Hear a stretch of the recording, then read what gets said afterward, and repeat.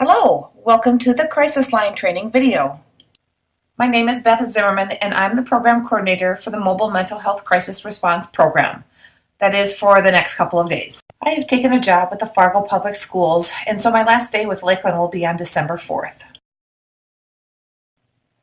This video is going to show you some pointers and give you some suggestions on what to do when answering the crisis line.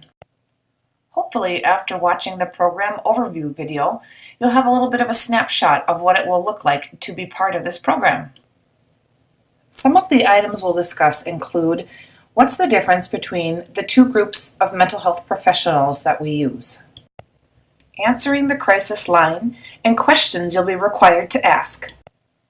And we'll talk about what counties we cover and what to do if people are calling from outside of our coverage area. I don't know about you, but I'm getting a little bored with this backdrop. Let's change the scene a little bit.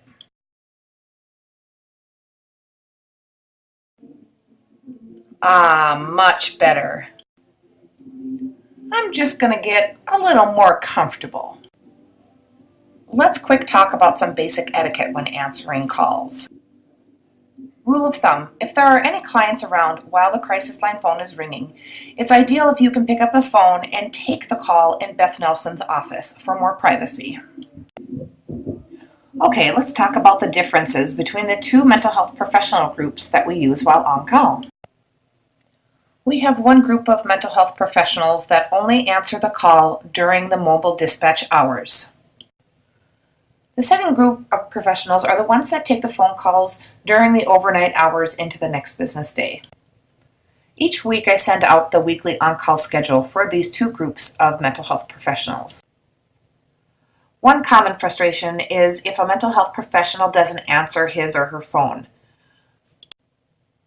Rule of thumb of what to do when a professional doesn't answer their phone: look at the time and make sure that if it's during mobile dispatch time that you are only calling the professionals that work during mobile dispatch hours. And the same will go for those overnight hours with the emergency services professional list.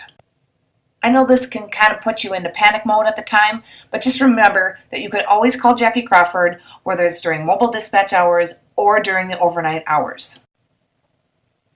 All right, let's go ahead and talk about answering the crisis line and questions you'll be required to ask. Most importantly, when you're answering the phone, please use a very pleasant but yet calm voice. Basically, you're going to ask questions to gather information. These questions will help you figure out who should be transferred to the professional. Let's go into this other room where I have a whiteboard. That way it'll be easier for me to show you which callers need to be transferred to the professional and those who need to be transferred somewhere else.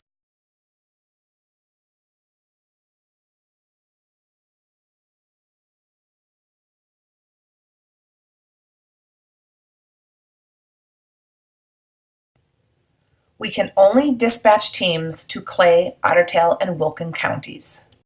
The best way to remember this is to literally picture a cow.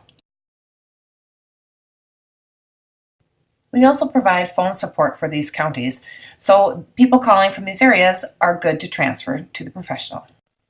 Then there are 4 counties that we provide only phone support to. And as you can see here, it's Becker, Douglas, Pope, and Grant.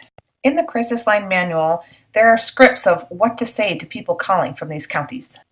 Basically, those scripts are helping you to figure out if those callers are needing a team to be dispatched to where they're at. If that is the case, then you will need to transfer them to their appropriate crisis program in their county. The manual also lists reasons when not to transfer calls to professionals.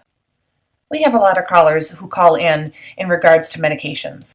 Most often people call with questions regarding side effects or even how to get their pills refilled. And unfortunately, there are people who are med seeking. In these cases, we should be referring them to call their doctor or their pharmacist or even present at their local ER.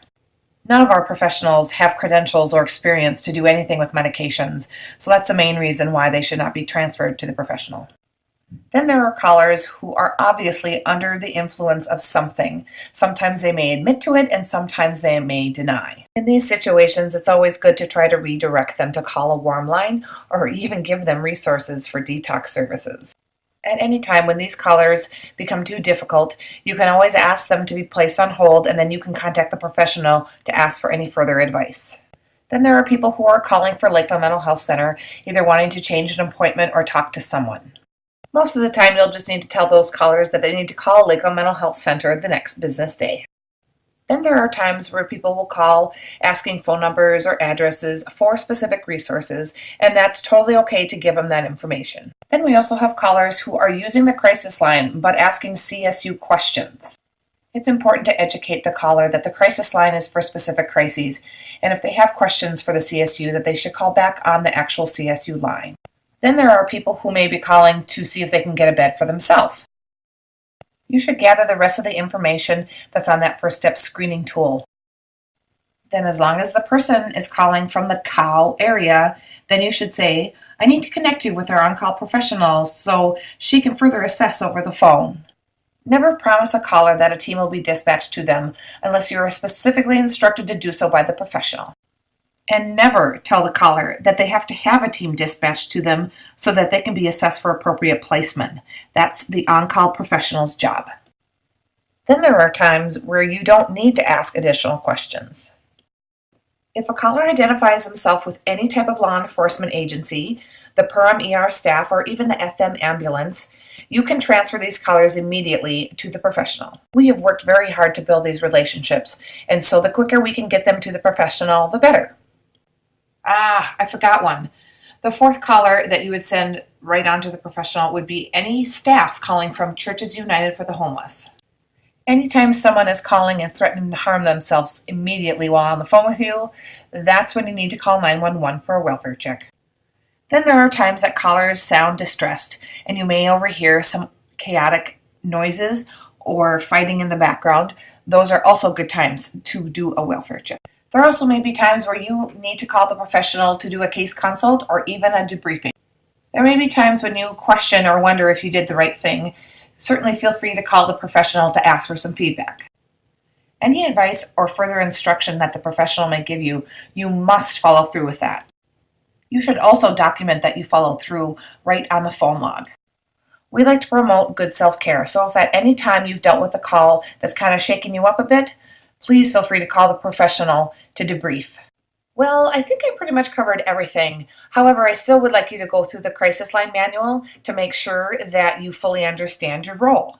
After you've watched these videos and you've gone through the manual, then you get to take a fun little test. It's pretty basic. It's on SurveyMonkey, so I'll provide that link so you can take that test pretty quickly.